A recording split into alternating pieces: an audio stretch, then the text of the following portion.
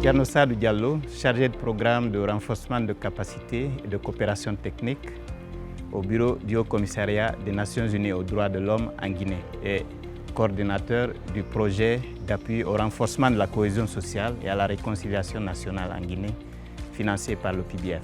Moi, c'est Dimba Tunkara. Je suis le responsable suivi et évaluation à CARE International.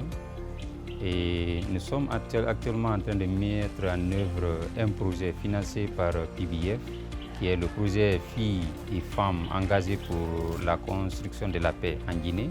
En ce qui concerne l'organisation des comités de pilotage, d'habitude, chaque projet est organisé son comité de pilotage avec la partie nationale concernée. Et là, il a initié l'organisation de comités de pilotage conjoints, donc de l'ensemble des projets en cours de réalisation, ce qui est une très bonne initiative parce que cela permet de mettre ensemble toutes les parties prenantes, les ministères, le Premier ministre d'ailleurs qui va présider ces comités de pilotage, mais aussi l'ensemble des agences et les organisations de la société civile partenaires de mise en œuvre.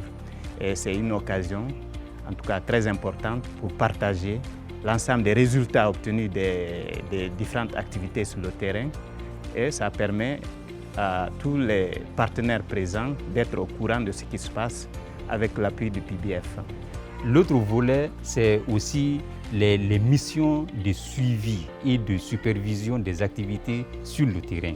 Il faut reconnaître que depuis un certain temps, nous avons vraiment assisté à la multiplication des missions sur le terrain. Ça nous permet vraiment de présenter les acquis que nous avons eu à réaliser sur le projet, mais aussi d'échanger avec les bénéficiaires sur le terrain et relever les difficultés pour pouvoir corriger des gaps ou pour améliorer un peu la mise en œuvre des projets PBF en Guinée. Ce qu'il apporte aussi également, avec l'ensemble de son équipe, c'est l'appui aux différentes agences qui sont aujourd'hui en train d'élaborer ou de soumettre leur rapport semestriel de cette année. Avant donc la soumission par chaque agence, il a tenu à organiser des séances pour examiner au préalable chacun des rapports proposés et relever les insuffisances, mais aussi permettre à chaque coordinateur de projet de comprendre mieux le contenu des templates et comment il faudrait renseigner pour que effectivement les véritables résultats soient disons capitalisés et rapportés au PBF. Mais aussi sans oublier le volet communication parce que nous avons des activités que nous menons dont nous n'avons pas forcément des personnes dédiées sur le projet pour la communication, mais dans les derniers mois, nous avons pu avoir l'appui du PBF pour couvrir certains de nos événements afin de faire connaître ça au public. Ça, c'est vraiment un appui que nous apprécions. Il participe aux réunions mensuelles de chacun des projets.